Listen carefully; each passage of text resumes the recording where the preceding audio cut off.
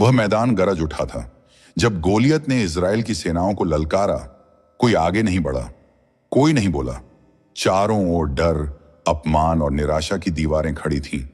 लेकिन तभी एक चरवाहा आया, न कोई कवच न तलवार, बस एक गोफन और 5 छोटे से पत्थर। और उसी ने कहा, तू तलवार और भाले के साथ आता है, पर मैं सर्वशक्तिमान यहोवा के नाम से आता हूं। और फिर इतिहास थम गया। एक पत्थर उड़ा और राक्षस गिर पड़ा। पर क्या तुमने कभी सोचा है, जब एक ही पत्थर से गोलियत गिर गया तो दाऊद ने बाकी 4 पत्थर क्यों रखे? क्या उसे शक था? क्या उसे डर था? या फिर उन 5 पत्थरों में कोई आत्मिक रहस्य छिपा था? यह कहानी केवल दाऊद और गोलियत की नहीं, यह कहानी तुम्हारी है, मेरी है, उस हर आत्मा की है जो जीवन के राक्षसों से जूझ रही है। सुबह का सूरज उस दिन भी उगा था, लेकिन इजराइल के शिविर में रोशनी नहीं, भय का अंधकार फैला हुआ था। पंक्तिबद्ध सैनिक कांप रहे थे। गोलियत मैदान में उतर चुका था। वह न केवल विशाल था, बल्कि उसका हर कदम धरती को हिला देता था। उसकी आंखों में गर्व था, उसके शब्दों में अपमान था और उसके हृदय में अभिमान भरा था। उसने चिल्लाकर कहा, कौन है तुम में जो मेरे साथ लड़े? यदि तुम में से कोई मुझे हरा दे तो हम तुम्हारे दास होंगे, पर यदि मैं जीत गया तो तुम सब हमारे दास बनोगे। और तब इजराइल की सेना में सन्नाटा छा गया। कोई नहीं बोला। हर योद्धा सिर झुकाए खड़ा था। राजा साउल, जो खुद कभी महान योद्धा था, अब अपने तंबू में छिपा बैठा था। 40 दिन तक गोलियत आता रहा, दिन में 2 बार ललकारता और इस्राएल की सेना हर बार पीछे हट जाती। लेकिन उसी समय एक युवक आया जिसके हाथों में तलवार नहीं थी, बस भेड़ों की छड़ी थी। नाम था दाऊद। उसके पिता यिशै ने उसे भेजा था केवल भोजन पहुंचाने के लिए, लेकिन उसे नहीं पता था कि आज उसका उद्देश्य बदलने वाला है। जब दाऊद ने गोलियत की आवाज सुनी, उसने देखा कि सब सैनिक डर से भाग रहे हैं। तब उसने कहा, यह खतना रहित पलिश्ती यहोवा की सेनाओं को क्यों ललकार रहा है? क्या कोई है जो उसके विरुद्ध खड़ा हो? सबने हंसकर कहा, लड़के, तू युद्ध नहीं समझता, यह खेल नहीं है, यह मौत है। राजा साउल और दाऊद की भेंट। जब यह बात साउल के कानों में पहुंची, उसने दाऊद को बुलवाया। राजा ने देखा, उसके सामने एक युवा चरवाहा खड़ा था, न कोई योद्धा न कोई सैनिक। उसने कहा, तू नहीं जा सकता लड़ने, क्योंकि तू तो जवान है और वह बचपन से योद्धा है।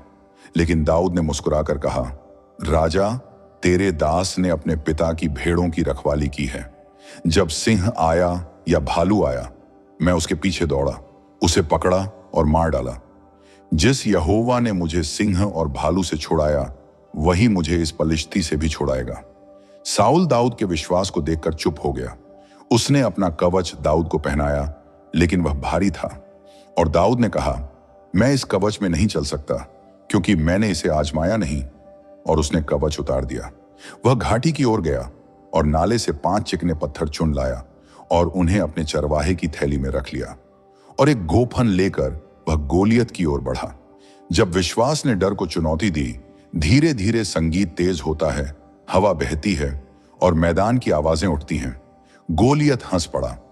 क्या मैं कुत्ता हूं जो तू लाठी लेकर मेरे पास आता है? उसने दाऊद को अपने देवताओं के नाम से शाप दिया और कहा, आज मैं तेरे शरीर को आकाश के पक्षियों और मैदान के पशुओं को खिला दूंगा। लेकिन दाऊद ने दृढ़ आवाज में उत्तर दिया, तू तलवार, भाला और ढाल लेकर मेरे पास आता है, पर मैं सर्वशक्तिमान यहोवा के नाम से तेरे पास आता हूं, उस परमेश्वर के नाम से जिसे तूने ललकारा है। आज यहोवा तुझे मेरे हाथ में सौंप देगा और सारी पृथ्वी जान लेगी कि इजराइल में परमेश्वर है। दाऊद ने गोफन में एक पत्थर रखा और पूरी शक्ति से चलाया। पत्थर हवा को चीरता हुआ निकला और सीधे गोलियत के माथे पर लगा। वह दानव जमीन पर गिर पड़ा। वही धरती जिसे वह अपने पैरों से रौंदता था, अब उसके लिए समाधि बन गई। पहला पत्थर, विश्वास का रहस्य। सब लोग हैरान रह गए। क्या केवल एक पत्थर से इतना बड़ा योद्धा गिर सकता है? हां, क्योंकि वह पत्थर सिर्फ एक पत्थर नहीं था, वह विश्वास था। दाऊद ने परमेश्वर पर जो भरोसा किया, वही उसका पहला हथियार था। बाइबल कहती है, धर्मी विश्वास से जीवित रहेगा। हक्कुक 2:4। यही था पहला पत्थर, विश्वास, फेथ। जब विश्वास उठता है तो डर गिर जाता है। जब भरोसा जगता है तो असंभव संभव हो जाता है।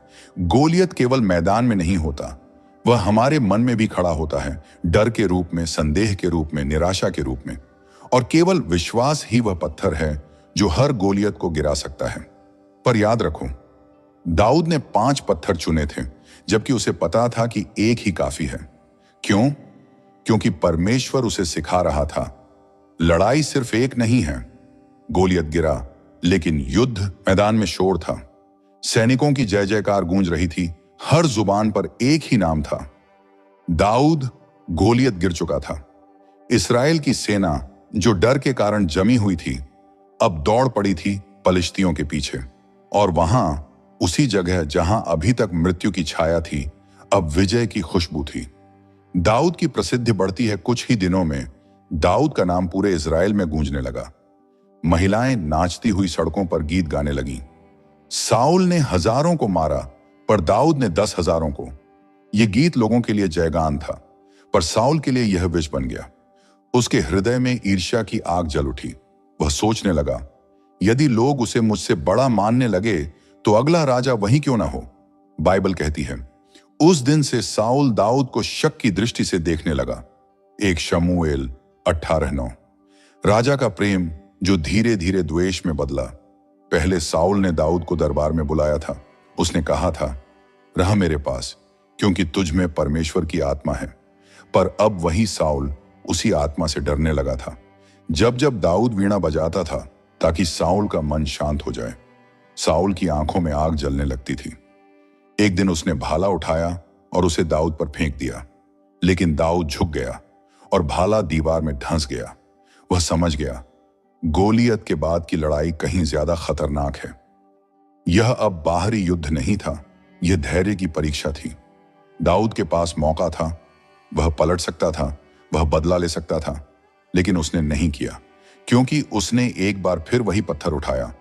दूसरा पत्थर जिसका नाम था धैर्य, पेशेंस। दूसरा पत्थर धैर्य, पेशेंस।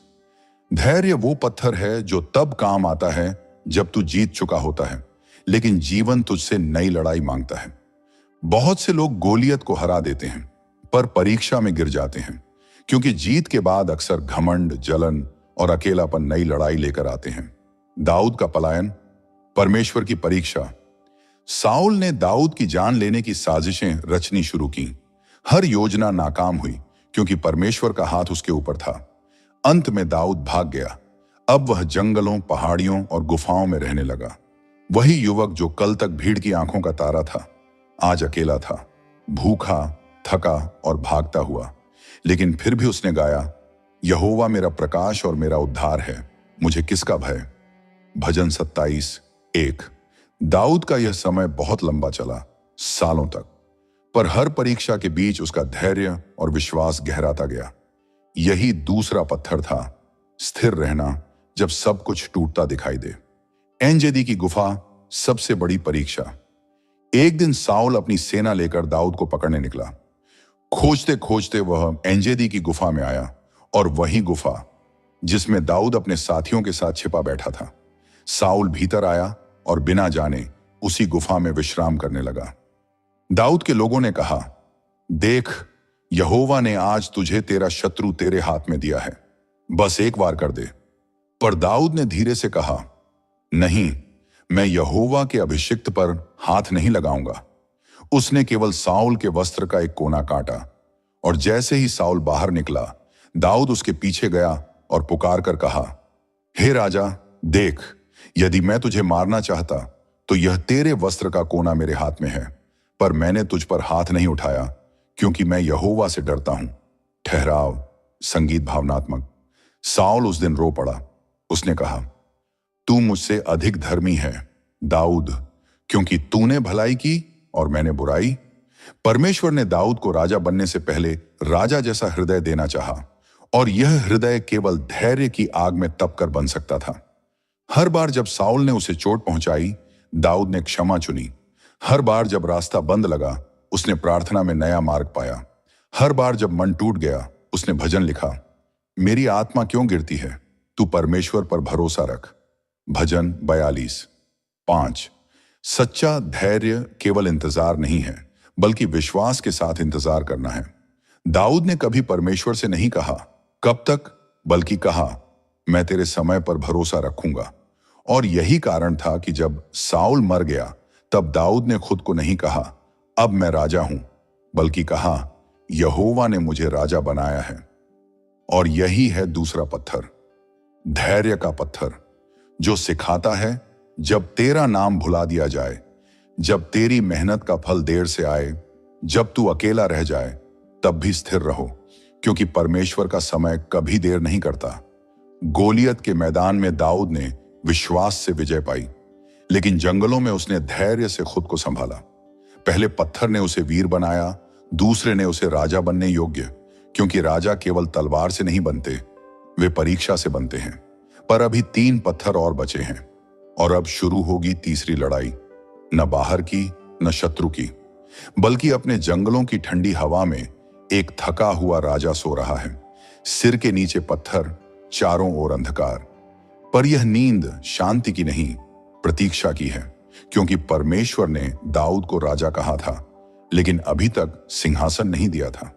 दिन गुजरते जा रहे थे, साल बीत रहे थे, और वादा अभी भी अधूरा था। कोई और होता तो टूट जाता, लेकिन दाऊद जानता था परमेश्वर देर करता है पर धोखा नहीं देता। दाऊद का छिपा हुआ समय यह वो समय था जिसे कोई नहीं देखता। कोई ताज नहीं, कोई भीड़ नहीं, बस परमेश्वर और दाऊद। यही वह जगह थी जहां तीसरा पत्थर जन्म ले रहा था। आत्मिक अनुशासन। जब कोई नहीं देखता तब परमेश्वर देख रहा होता है। जब कोई नहीं सुनता तब परमेश्वर तेरा गीत सुनता है। और यही दाऊद करता था। वह अपने टूटे हुए हृदय से भजन लिखता था। वह गुफाओं में भी परमेश्वर की स्तुति करता और कहता, यहोवा मेरा चरवाहा है। मुझ परमेश्वर ने जब हमें शक्ति दी तो वह हमें आजमाता है कि हम उसका उपयोग कैसे करते हैं। और यही परीक्षा अब दाऊद के सामने थी। एक रात साउल फिर उसी गुफा में सोया जहां दाऊद पास ही छिपा था। उसके साथ अब भी कुछ विश्वासी योद्धा थे। उन्होंने फुसफुसाकर कहा, यहोवा ने आज फिर तुझे तेरा शत्रु दे दिया है। बस एक भाले का वार और सारा भय खत्म। पर दाऊद ने कहा, नहीं, मैं यहोवा के अभिषिक्त पर हाथ नहीं उठाऊंगा। उसने चुपचाप साउल के सिर के पास रखा भाला और पानी का घड़ा उठा लिया। जब सुबह हुई वह पहाड़ी के पार से पुकारा, हे राजा, देख, यह तेरा भाला और तेरा घड़ा है। यदि मैं चाहता तो तुझे मार सकता था, पर मैंने तेरी जान को मूल्यवान समझा, क्योंकि यहोवा ने तुझे नियुक्त किया है। आत्मिक अनुशासन का अर्थ है शक्ति होने पर भी संयम रखना, अवसर मिलने पर भी पाप से दूर रहना। दाऊद यह समझ चुका था कि परमेश्वर की योजना को अपनी शक्ति से पूरा नहीं किया जा सकता। वह जानता था जो सिंहासन परमेश्वर ने दिया है वह परमेश्वर के समय पर ही मिलेगा। लेकिन हर युद्ध के बीच एक और युद्ध था, उसके अपने भीतर का युद्ध। राजा बनने से पहले उसे अपने मन का राजा बनना था। जब सब उसके खिलाफ थे, जब साउल उसके पीछे पड़ा था, जब कोई आशा नहीं बची थी, तब भी दाऊद प्रार्थना में गिरता था, न कि निराशा में। यही है आत्मिक अनुशासन। जब तू प्रतिक्रिया नहीं देता बल्कि परमेश्वर की दिशा का इंतजार करता है। एक बार फिर परमेश्वर ने उसे आजमाया जब अबीगैल के पति नाबाल ने उसका अपमान किया। दाऊद क्रोधित हो उठा। उसने कहा, आज मैं इस मनुष्य के हर पुरुष को मार डालूंगा।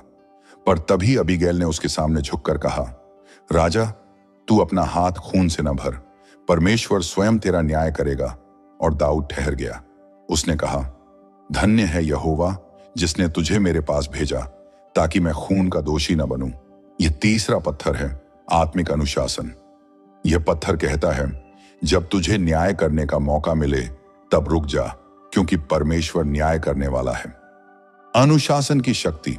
दाऊद का अनुशासन केवल उसके कर्मों में नहीं, उसके दिल में था। उसने साउल के विरुद्ध एक भी शब्द नहीं बोला। जब लोग कहते, तू साउल को गिरा सकता है, तो दाऊद कहता, मैं यहोवा के समय की प्रतीक्षा करूंगा। यही है आत्मिक अनुशासन का रहस्य। प्रार्थना करना जब मन रोना चाहता है, स्तुति करना जब आत्मा टूटी हो, और चुप रहना जब तुझ पर झूठे आरोप लगें। अनुशासन से राजगद्दी तक। वर्षों की प्रतीक्षा के बाद जब साउल युद्ध में मारा गया, तब इज़राइल ने दाऊद को राजा कहा। लेकिन ध्यान दो, दाऊद ने कभी सिंहासन के लिए युद्ध नहीं लड़ा। उसने केवल परमेश्वर की इच्छा का पालन किया, और परमेश्वर ने उसे सिर्फ एक देश का नहीं, बल्कि अपनी उपस्थिति का राजा बना दिया। तीसरे पत्थर का रहस्य। दाऊद के 5 पत्थरों में से तीसरा पत्थर हमें यह सिखाता है कि बारसोनेमोनी, परमेश्वर से चलने वाला मनुष्य अपने भावनाओं से नहीं, आत्मा से संचालित होता है। यही पत्थर है जो एक साधारण चरवाहे को राजा की आत्मा देता है। यह पत्थर हमें रोकता है, झुकना सिखाता है और परमेश्वर की इच्छा को सबसे ऊपर रखता है। लेकिन अब दाऊद की सबसे कठिन लड़ाई आने वाली थी, क्योंकि बाहरी युद्ध आसान है, पर जब पाप दरवाजे पर दस्तक देता है, तब आत्मा की परीक्षा असली होती है। अब दाऊद राजा बन चुका था, सब कुछ उसके पास था, ताज, सेना, यश और परमेश्वर की उपस्थिति। लेकिन जब मनुष्य ऊंचा उठता है, तब सबसे बड़ा युद्ध शुरू होता है, अहंकार और पाप के बीच। एक शांत रात, एक भारी निर्णय। एक रात जब युद्ध के मैदान में राजा को होना चाहिए था, वह अपने महल की छत पर टहल रहा था। हवा ठंडी थी, चांद चमक रहा था, और अचानक उसकी नजर एक स्त्री पर पड़ी, बतशेबा। वह सुंदर थी। दाऊद ने देखा और उसके भीतर एक हलचल उठी। एक छोटी सी नजर ने एक बड़े पाप का रूप ले लिया। उसने संदेश भेजा और वह स्त्री उसके पास लाई गई। उस रात जो हुआ, वह दाऊद के जीवन का सबसे अंधकारमय क्षण था।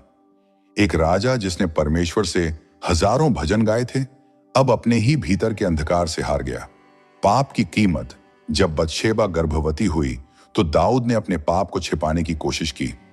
उसने उसके पति उरिय्याह को युद्ध से बुलवाया, ताकि लोग सोचें कि बच्चा उसका है। पर उरिय्याह ने कहा, मेरे साथी युद्ध में हैं, तो मैं घर जाकर आराम कैसे कर सकता हूं? यह सुनकर दाऊद का दिल कांप गया, पर उसका विवेक अब भी सोया हुआ था। उसने एक पत्र लिखा, उरिय्याह को युद्ध की सबसे आगे की पंक्ति में भेज देना। और उरिय्याह मर गया। दाऊद सोचता रहा, अब सब ठीक हो गया। लेकिन स्वर्ग में आवाज उठी। दाऊद ने जो किया वह यहोवा की दृष्टि में बुरा ठहरा। 2 शमूएल 11:27। भविष्यवक्ता नातान का संदेश।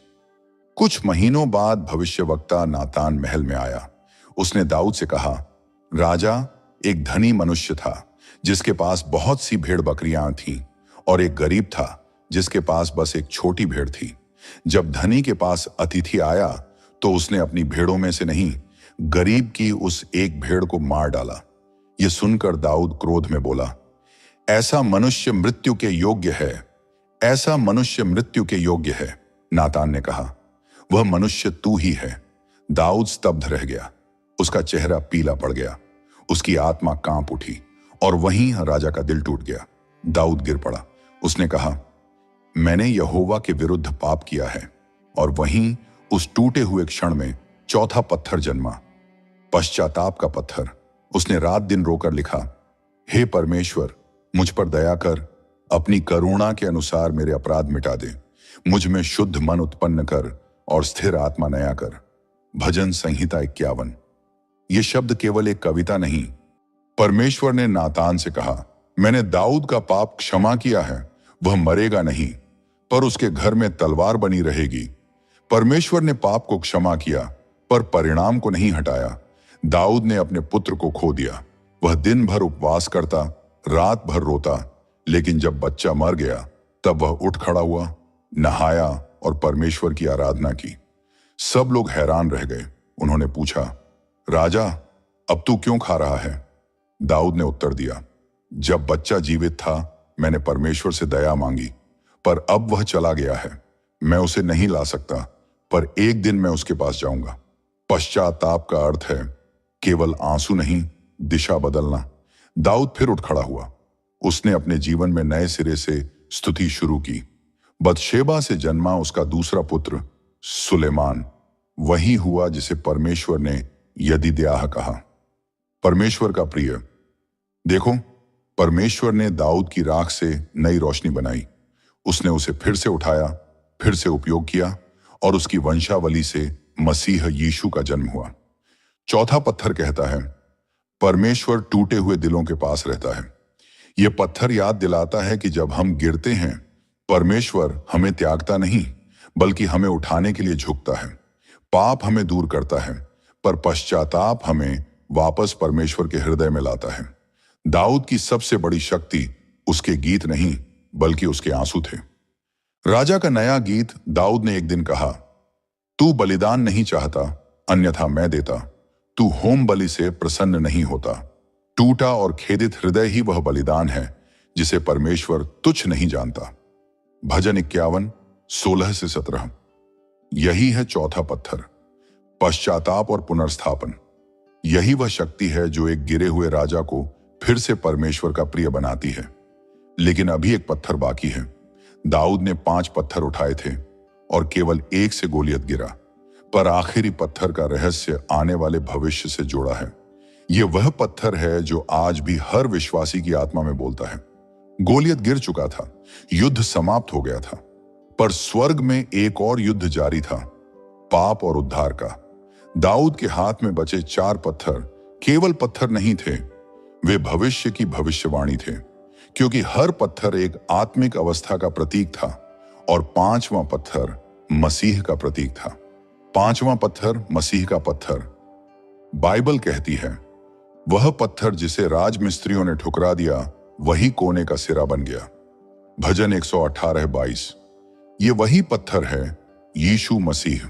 दाऊद के पास 5 पत्थर थे, क्योंकि परमेश्वर की योजना 5 चरणों में पूरी होती है। आस्था, आज्ञाकारिता, अनुशासन, पश्चाताप और उद्धार। पहले 4 पत्थर दाऊद के जीवन में प्रकट हुए, पर 5वां मसीह के जीवन में। गोलियत और पाप का प्रतीक। गोलियत केवल एक दानव नहीं था, वह पाप और मृत्यु की शक्ति का प्रतीक था। जिस तरह वह इस्राएल को 40 दिन चुनौती देता रहा, उसी तरह शैतान ने संसार को भय और दास्ता में बांध रखा था। और जैसे दाऊद ने अकेले रणभूमि में उतरकर गोलियत को गिराया, वैसे ही मसीह ने अकेले क्रूस पर चढ़कर मृत्यु को हरा दिया। दाऊद ने पत्थर से गोलियत का सिर काटा और मसीह ने अपने बलिदान से सर्प का सिर कुचल दिया। 5वां पत्थर विजय का रहस्य। जब दाऊद ने झोली में 5 पत्थर रखे, वह केवल अपनी विजय के लिए नहीं, बल्कि हमारी विजय के लिए रखे गए थे। पहला पत्थर विश्वास, दूसरा आज्ञाकारिता, तीसरा अनुशासन, चौथा पश्चाताप और 5वां उद्धार। ये पांचों एक साथ मिलकर पूर्ण उद्धार की तस्वीर बनाते हैं। क्रूस पर 5 घाव, मसीह के शरीर पर 5 घाव लगे, 2 हाथों में, 2 पैरों में और एक उसके पार किए गए पाप के कारण उसकी करवट में। यह कोई संयोग नहीं था। 5 घाव, 5 पत्थर। दाऊद ने इन 5 पत्थरों को चुना था, क्योंकि परमेश्वर पहले से जानता था कि एक दिन यीशु मसीह इन्हीं 5 चिन्हों से पाप पर विजय पाएंगे। गोलियत गिरा क्योंकि पत्थर चला था। पाप गिरा क्योंकि परमेश्वर का वचन चला था। वचन देह बना और हमारे बीच में रहा। यूहन्ना 1:14। वही पत्थर, वही वचन, वही शक्ति। 5वां पत्थर आज हमारे भीतर। अब सवाल है, उस 5वें पत्थर का अर्थ आज क्या है? यह मसीह की उपस्थिति है, जो हर विश्वास करने वाले के भीतर है। जब तू विश्वास करता है, तो वही पत्थर तेरे हृदय में उतर जाता है। वह तुझे पाप के भय से छुड़ाता है, तुझे नया जीवन देता है और तुझे याद दिलाता है, यह लड़ाई तेरी नहीं, यहोवा की है। दाऊद से मसीह तक पूर्णता की रेखा। दाऊद ने गोलियत का सिर उठाया और कहा, यहोवा युद्ध का पुरुष है, और मसीह ने क्रूस पर कहा, पूरा हुआ। दोनों वाक्य एक ही आत्मा में बोले गए। दाऊद की स्लिंग से निकला पत्थर गोलियत की खोपड़ी में ढांसा और मसीह का बलिदान हमारे पाप की जड़ में घुस गया। दाऊद ने इज़राइल को बचाया, मसीह ने संसार को। 5वें पत्थर का रहस्य। यह पत्थर हमें सिखाता है, विजय आत्मा से होती है, सामर्थ्य से नहीं। जब तू कमजोर होता है, तब परमेश्वर का पत्थर तुझ में काम करता है। जब तू रोता है, तब वही पत्थर तुझे संभालता है। जब तू डरता है, तब वही पत्थर तुझे याद दिलाता है कि तू अकेला नहीं। वही पत्थर जिसने गोलियत को गिराया, वही पत्थर आज भी हमारे पापों को गिरा रहा है।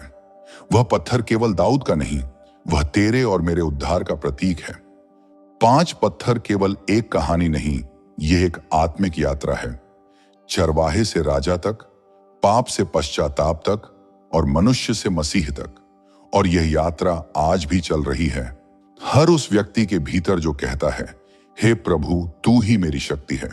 अंतिम संदेश, जब तू जीवन के युद्ध में उतरे, अपने 5 पत्थर याद रख। विश्वास, आज्ञाकारिता, आत्मिक अनुशासन